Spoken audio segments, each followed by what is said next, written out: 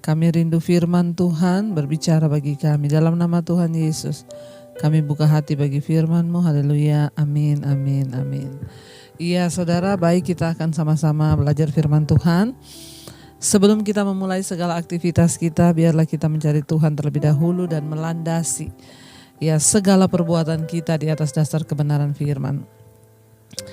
Hari ini firman Tuhan saya ambil dari Ibrani pasal yang keempat.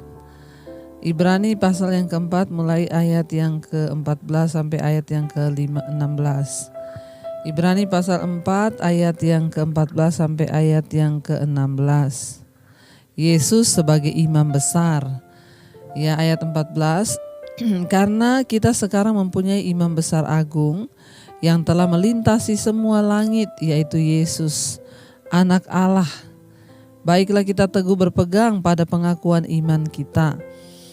Ayat 15, sebab imam besar yang kita punya bukanlah imam besar yang tidak dapat turut merasakan kelemahan-kelemahan kita.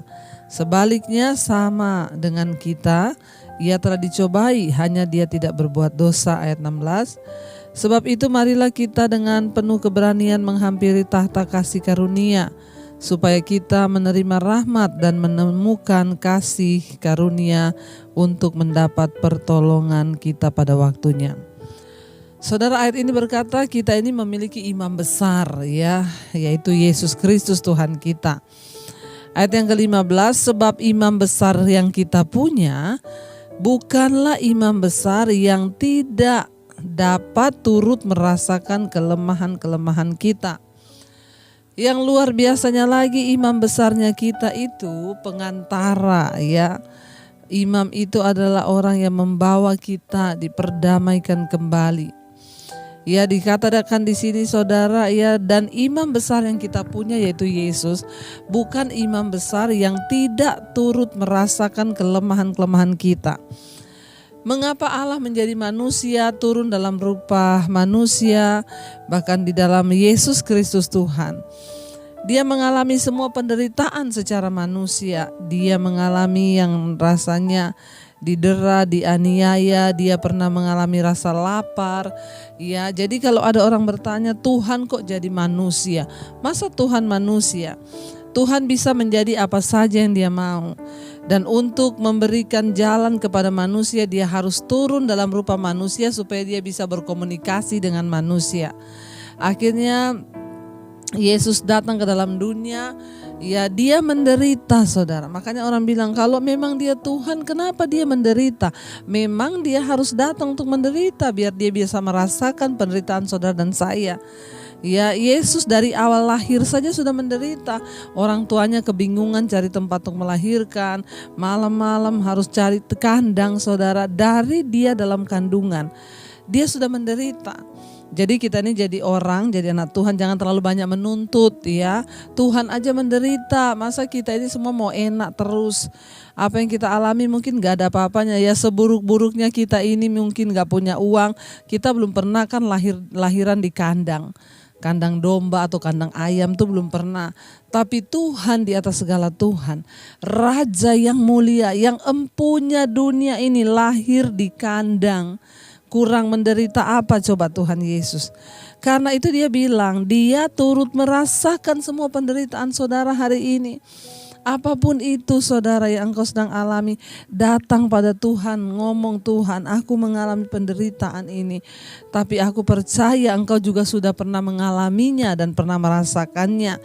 Dia Tuhan yang turut merasakan, dikatakan di sana, kelemahan-kelemahan kita.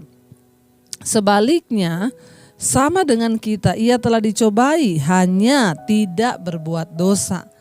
Sama dengan kita semua saudara, Yesus pun pernah dicobai, tapi terbukti dia tidak berbuat dosa karena dia bukan manusia, tetapi dia Allah, sekalipun dia 100% manusia. Jadi Tuhan paling tahu apa yang sedang engkau alami. Jangan bilang Tuhan gak ngerti, Tuhan engkau tidak tahu. Tuhan tahu, dia pernah mengalami penderitaan itu. Ayat yang ke 16 di sana dikatakan, sebab itu marilah kita dengan ya penuh keberanian menghampiri ya tahta dikatakan. Ya, karena itu marilah kita datang dengan penuh keberanian menghampiri tahta kasih karunia supaya kita menerima rahmat dan menemukan kasih karunia untuk mendapat pertolongan kita pada waktunya. Firman ini berkata, sebab itu marilah kita datang pada Tuhan ya dengan keberanian untuk menghampiri tahta kasih karunia. Kenapa? Karena Yesus yang sudah berkorban buat kita, sekarang tidak ada lagi penghalang. Kita bisa datang kapan saja pada Tuhan, kita bisa datang memohon anugerahnya, kapan saja kita mau datang, kita boleh datang. Ya, kenapa? Yesus yang sudah menjadi penghubung antara kita dengan Allah. Ya, datang ke hadapan dari Tuhan dengan apa? Penuh keberanian. Jangan mau dituduh oleh masa lalumu. Jangan mau dituduh oleh iblis tentang keadaanmu sekarang. Hadapi hidupmu dengan penuh keberanian sebab Tuhan beserta dengan kita. Ya, ayat ini berkata, hampiri tahta Tuhan.